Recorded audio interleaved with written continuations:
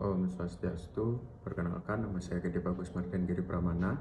Saya CPNS dari Angkatan 14, kelompok 2. Di sini saya ingin memberikan pengalaman saya belajar dengan Coach Dr. Imade Sudana Yoga.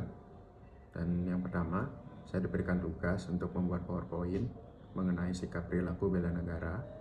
Di sana terdapat 3 bagian. Itu yang pertama ada wawasan kebangsaan dan nilai-nilai bela negara. Yang kedua ada analisis isu kontemporer. Yang ketiga ada kesiapsiagaan bela negara. Pada dasarnya wawasan kebangsaan itu sendiri adalah cara pandang bangsa Indonesia dalam rangka mengelola kehidupan berbangsa dan bernegara. Dan adapun nilai-nilai bela negara, itu ada nilai dasar bela negara, itu seperti cinta tanah air.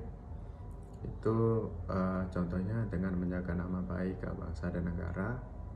Dan yang kedua itu ada sadar berbangsa dan bernegara. Itu bisa dicontohkan dengan kita mengikuti pemilihan umum.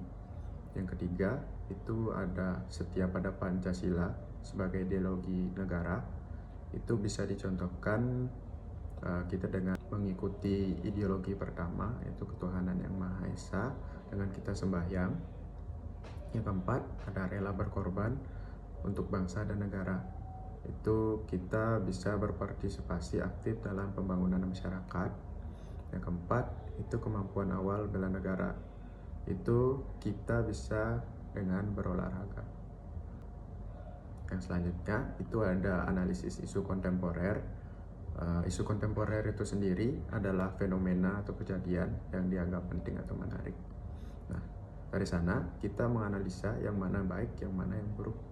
Jadi adapun beberapa contoh isu-isu kontemporer itu sendiri, ada korupsi, narkoba, teroris, money laundry, proxy war, terus kejahatan mass communication.